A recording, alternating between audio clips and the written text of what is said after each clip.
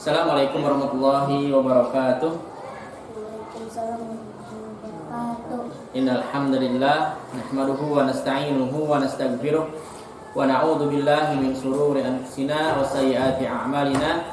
May yahdihillahu fala mudhillalah wa may yudlil fala hadiyalah.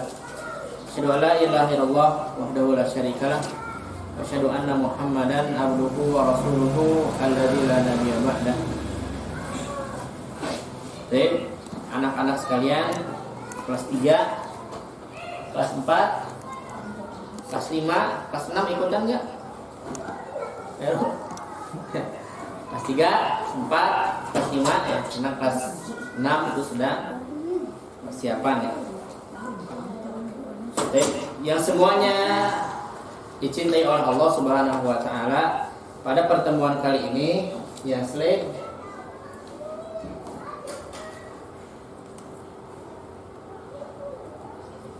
ya, itu kebaca ya. 3 perkara yang wajib dipelajari dan diamalkan oleh setiap muslim. Ada 3 perkara yang wajib kita pelajari dan kita amalkan. Karena pada pertemuan yang lalu kita telah membahas apa? Dalam surat Al-Asr apa? Bahwa semua manusia terancam dengan kerugian,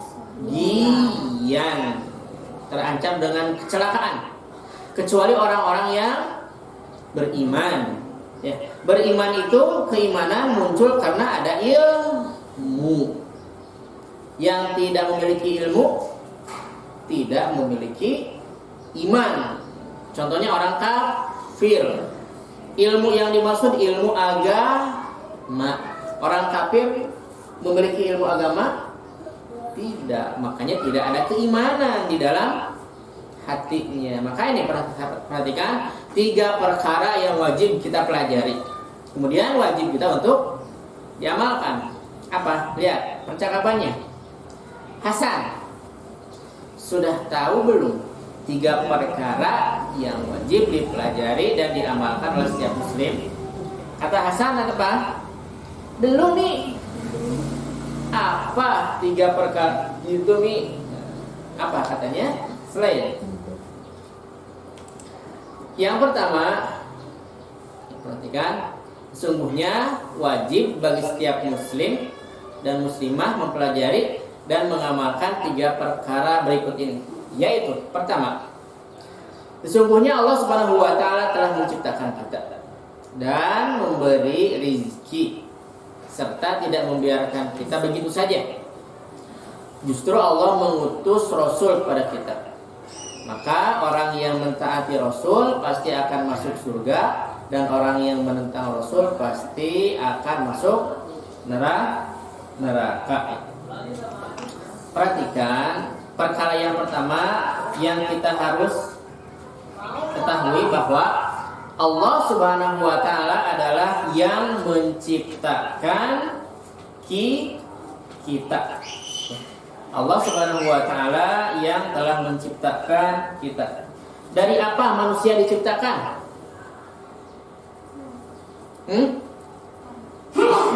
Kalau dari tanah itu Nabi Adam alaihis salam. Kalau kita diciptakan dari setetes air mani yang ditumpahkan ke rahim perempuan ya. Maka terjadilah proses penciptaan manusia dan makhluk yang lainnya. Allah Subhanahu wa taala mengatakan, "Huwallazi khalaqakum min tin, tsumma qada ajal, wa ajalun musamman indah, tsumma antum tamtarun." Dialah yang menciptakan kamu dari tanah, sesudah itu ditentukan ajal kematian. Berarti kan yang menciptakan kita siapa? Allah Subhanahu wa taala. Allah juga menciptakan ajal. Kita di dunia berapa tahun, berapa hari? Ada yang baru sehari sudah meninggal, atau belum juga keluar sudah meninggal di dalam perut. Allah Subhanahu wa taala menciptakan ajalnya masing-masing. Ya. Kemudian Allah Subhanahu wa taala juga mengatakan khalaqal insana min salsalin kal fakhar. Sungguhnya Allah Subhanahu wa taala menciptakan manusia dari salsalin, tanah kering yang liat keras seperti tembikar, tanah kering. Dan Allah Subhanahu wa taala juga menciptakan kita, juga memberikan kepada kita rizki. Yang harus kita ketahui bahwa rizki itu bukan hanya sekedar uang, bukan hanya sekedar harta. Memiliki waktu luang ini adalah rizki. Siapa yang memberikan kepada kita rizki? Allah Subhanahu wa ta'ala. Ya. Allah Subhanahu wa ta'ala yang memberikan kepada kita rasa nikmat makan siapa? Allah Subhanahu wa ta'ala. Coba kita bayangkan, misalnya air yang diberikan oleh Allah Subhanahu wa ta'ala semuanya asin. Tidak ada air tawar, semuanya asin. Semuanya seperti air laut. Apa yang kita rasakan? Selamanya haus. Hausnya tidak hilang-hilang. Makanya kalau kalian sedang ada di tengah laut, kalau minum air laut, yang ada hausnya bukan hilang, tapi malah tambah haus. Kemudian yang menumbuhkan sayur-sayuran siapa? Kan kita makan sayur. Siapa yang menumbuhkan buah-buahan? Allah Subhanahu wa ta'ala. Maka Allah mengatakan apa? Afara'aitum ma tahrusun. Coba lihat apa yang kalian tanam. A'antum tazra'unahu am nahnu zari'un. Siapa yang menumbuhkan tanaman itu? Siapa yang menumbuhkan padi? Siapa yang menumbuhkan gandum? Siapa yang menumbuhkan jagung? Siapa? Allah atau kalian? Allah. Nah, kemudian kata Allah, "Lau nasya'u laja'alnahu hutaman fadaltum tafakkahun." Kalau saja kami mau, gitu kata Allah, maka kami akan jadikan tanaman itu adalah tanaman yang kering, hancur, tidak bisa dimakan. Berarti yang suka bertanam, bercocok tanam, nanam padi, nanam sayur, jangan berbangga, justru harus bersyukur. Kalau tidak Allah tumbuhkan, maka akan mati. Kalau tidak Allah berikan hasil, tidak Allah jadikan itu berbuah, maka kita tidak akan pernah bisa panen. Tidak akan pernah bisa panen. Maka kata Allah, fadaltum tafakkahun, maka kalian akan benar-benar merugi. Bahkan apa? Inna lamughramun, kalian akan mengatakan kamilah akan rugi. Bal nahnu mahrumun. Kemudian Allah mengatakan lagi, afara'aitumul ma'alladzi tashrabun. Lihat bagaimana air yang kalian minum. A'antum anzaltumuhu minal muzni am nahnul munzilun. Air itu, apakah Allah Subhanahu wa ta'ala yang menurunkannya dari langit atau kalian yang menurunkannya dari langit? Siapa? Allah Subhanahu wa ta'ala. Kalau Allah Subhanahu wa ta'ala berkehendak, ya, tidak hujan, kira-kira kita minum dari mana? Sumur-sumur kering. Kalau tidak ada hujan, sumur-sumur kering. Sungai-sungai nggak ada airnya. Kita mau minum dari mana? Makanya ini apa? Allah mengatakan lagi, "Lau nasya'u ja'alnahu jajan falaula tashkurun." Kalau kami kehendaki, kata Allah, maka kami jadikan airnya menjadi asin. Falaula tashkurun. Maka kenapa kalian tidak bersyukur? Artinya begini, Allah yang telah menciptakan kita, Allah juga memberikan rezeki kepada kita, Allah juga yang telah menumbuhkan tanaman-tanaman yang kita tanam, Allah juga yang memberikan buahnya. Tanaman itu bisa berbuah, tanaman itu bisa kita petik hasilnya. Karena siapa? Allah Subhanahu wa ta'ala. Kemudian Allah ingin lagi kita berpikir, coba minuman yang kalian minum, ya, itu dari mana? Kalau dari langit, siapa yang menurunkannya dari langit? Allah Subhanahu wa ta'ala. Ya. Allah Subhanahu wa ta'ala yang menurunkannya dari langit, bukan kita. Kita mah tidak memiliki kekuasaan, tidak memiliki kekuatan untuk menurunkan air dari langit. Kemudian kata Allah apa? Kalau mau, kami jadikan airnya asin agar kalian tidak bisa minum. Sehingga apa? Maksudnya agar kita itu mau mikir, mau bersyukur, mau bersyukur terhadap apa yang Allah Subhanahu wa ta'ala berikan kepada kita, ya. Kemudian nah, setelah Allah tuh perhatikan, serta tidak membiarkan kita begitu saja, ya. Apa? Justru Allah mengutus Rasul kepada kita. Jadi Allah apa? Tidak menciptakan dah selesai, tidak. Tapi Allah mengurus kita, tidak membiarkan kita kelaparan, tidak membiarkan kita sengsara, tidak membiarkan kita kehausan, menderita, tidak.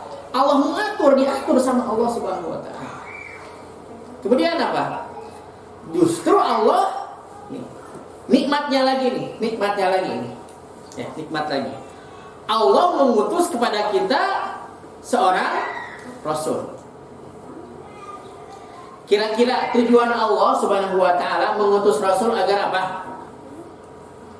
Manusia bisa beribadah kepada Allah dengan benar. Ya, agar ulangi, manusia bisa beribadah kepada Allah dengan benar. Karena di antara tujuan hidup kita adalah untuk beribadah. Allah mengatakan apa?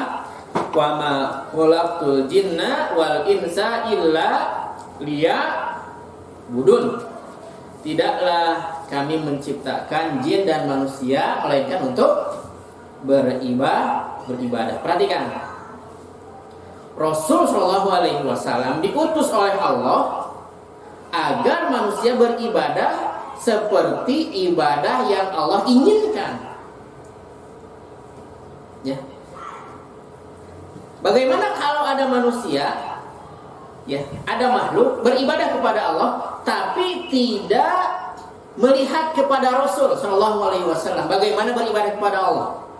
Dia beribadahnya semaunya dia, maka ibadahnya tertolak. Maka di sini disebutkan apa? Maka, ketika orang yang mentaati Rasul pasti akan masuk surga, dan orang yang menentang Rasul pasti akan masuk neraka. Bisa dipahami? Alurnya ulangi. Allah menciptakan kita. Allah juga memberikan kepada kita rezeki. Kemudian Allah mengatur kita, ya, setelah menciptakan itu mengatur. Sehingga apa? Allah tidak membiarkan kita begitu saja diciptakan udah senang-senang aja. Oh, ini dosa maksiat dilakukan. Oh, ini pekerjaan-pekerjaan yang haram dilakukan, makanan-makanan yang haram dimakan. Tidak ada batasan.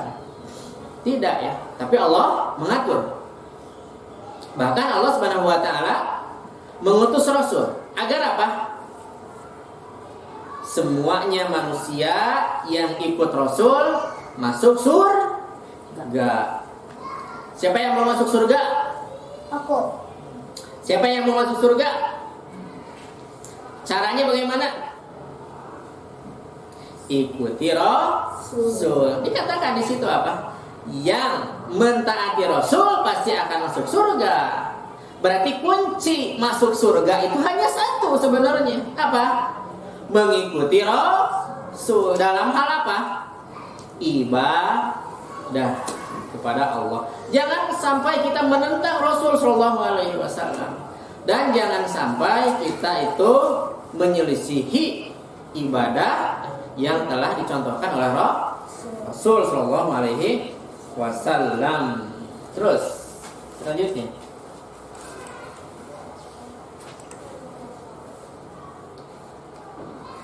nah, dalilnya adalah firman Allah Subhanahu Wa Taala. Perhatikan. Inna arsalna ilaikum rasulan syahidan alaikum kama arsalna ila fir'auna rasula fa'asa fir'aunur rasula fa'akhadnahu akhdahu wabila. Artinya, ini surat apa? Al-Muzammil. Udah hafal? Al-Muzammil? Sudah, alhamdulillah. Perhatikan artinya. Sesungguhnya kami telah mengutus kepada kamu, hai orang kafir Makkah. Ya. Perhatikan. Perhatikan. Sesungguhnya kami telah mengutus kepada kamu, hai orang kafir Makkah, seorang rasul. Siapa? Nabi Muhammad sallallahu alaihi wasallam, yang menjadi saksi terhadapmu sebagaimana dahulu kami telah mengutus seorang rasul kepada Fir'aun, maka Fir'aun mendurhakai rasul itu, lalu kami siksa dia dengan siksaan yang berat. Nah, perhatikan, ini sangat penting. Allah Subhanahu wa taala mengutus rasul kepada kita. Ya. Kalau kita mengikuti rasul, apa tadi janjinya? Masuk surga. Kalau kita tidak menaati rasul, surga. Nah, Allah Subhanahu wa taala mengatakan, sungguh kami telah mengutus kepadamu, wahai orang kufar Quraisy, seorang rasul. Artinya begini, kalau Allah sudah mengutus rasul kepada kita, lalu kita tidak mengikuti rasul tersebut, maka nasib kita seperti nasib Fir'aun. Bagaimana nasib Fir'aun? Allah kirim kepada Fir'aun rasul, tapi Fir'aun tidak mau taat kepada rasul tersebut. Apa kata Allah? Fa'akhadnahu akhdahu wabila. Maka kami siksa Fir'aun dengan siksaan yang berat. Mau disiksa? Mau disiksa seperti Fir'aun? Mau? Kalau gak mau, harus ada syaratnya apa? Mengikuti rasul yang telah Allah utus kepada kita. Siapa? Nabi kita Muhammad sallallahu alaihi wasallam. Dengan cara apa kita mengikuti Nabi sekarang? Nabinya udah meninggal. Dengan cara belajar. Belajar apa? Ilmu agama. Kemarin sudah dijelaskan bahwa ma'rifatul dinil Islam bil adillah. Yang disebut dengan ilmu itu adalah kita mengetahui agama Islam dengan dalilnya. Terus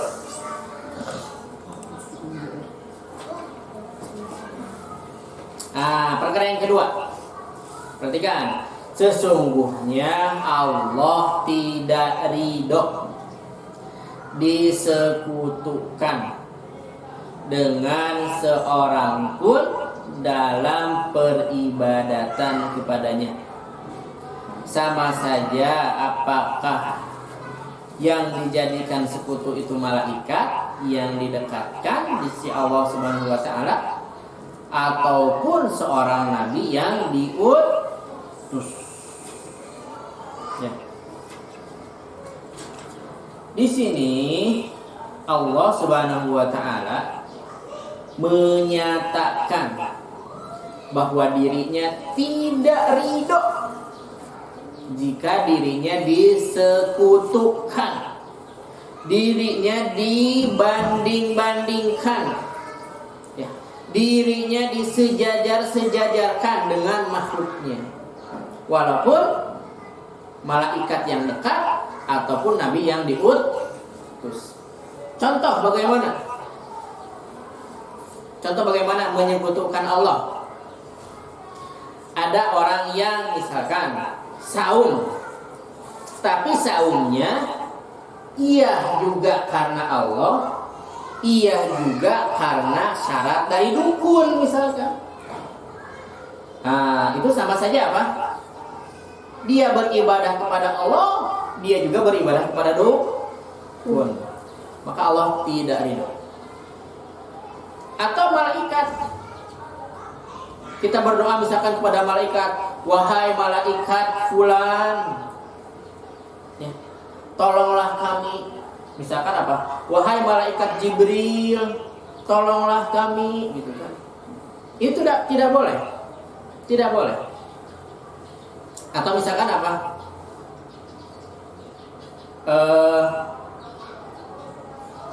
Kepada Nabi. Contohnya apa? Demi Allah dan demi Rasulullah. Terkadang ada orang yang mengatakan begini, demi Allah, demi Rasulullah, saya tidak melakukan. Nah, itu apa? Telah mensejajarkan antara dia dengan Allah. Dia telah mensejajarkan antara Nabi dengan Allah Subhanahu wa taala dalam sebuah. Demi Allah, demi Rasulullah, dia telah mensejajarkan antara Allah dengan Nabi Shallallahu Alaihi Wasallam. Kalau dengan Rasul Shallallahu Alaihi Wasallam, maka tidak boleh. Ini hukumnya apa? Syirik. Dosanya besar, walaupun dikatakan syirik kecil, tapi dosanya besar di sisi Allah Subhanahu Wa Taala. Jangan dianggap remeh.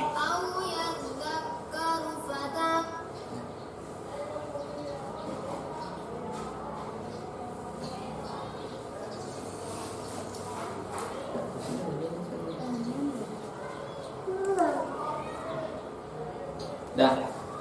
Kemudian contoh, ada orang ini misalkan Al-Qur'an. Karena dia sering membaca Al-Qur'an, dia mengatakan begini kepada Al-Qur'an. Dia ngomong sendiri sebenarnya. Wahai Al-Qur'an, aku sering membacamu. Aku sering juga mentadaburi kamu. Aku minta kepada kamu, wahai Al-Qur'an, jadilah engkau nanti syafaat, penolongku nanti di hari kiamat. Sesungguhnya aku mencintaimu, wahai Al-Qur'an. Boleh nggak tidak? Boleh. Haram. Ini adalah syirik. Meminta itu kepada siapa? Allah Subhanahu wa Ta'ala. Ini kok jangan mentang-mentang, memang ada hadis yang mengatakan apa? Al-Qur'an akan menjadi syafaat bagi yang membaca ini. Tapi kita tidak boleh meminta kepada Al-Qur'an dengan mengatakan, wahai Al-Qur'an, aku meminta tolong kepada engkau, jadilah engkau apa? Pemberi syafaatku nanti di hari kiamat. nggak boleh, haram, itu hukumnya syirik dan Allah tidak ridho. Atau misalkan kepada Nabi Shallallahu Alaihi Wasallam tidak boleh sama. Ada orang yang mengatakan apa? Ya Nabi, gitu kan? Wahai Nabiku, Nabi Muhammad Shallallahu Alaihi Wasallam, berikanlah aku syafaat nanti di hari kiamat. Tolonglah aku nanti wahai Nabi. Tidak boleh. Terus kepada siapa minta?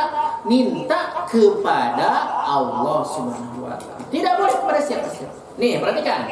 Sesungguhnya Allah tidak ridho disekutukan. Disejajarkan dengan yang lain. Allah yang mengatur. Yang memberikan izin syafaat siapa? Allah. Ya. Kalau kata Allah tidak, ya tidak. Makanya minta kepada Allah Subhanahu wa taala, jangan kepada nabi, jangan kepada malaikat. Maka di sini apa? Perhatikan, sungguh Allah tidak ridho disekutukan dengan seorang pun dalam peribadahan kepadanya. Sama saja apakah dijadikannya malaikat yang terdekat ataupun nabi yang diutus. Gak boleh. Hukumnya haram. Dosa besar, Allah tidak ridho. Terus selanjutnya.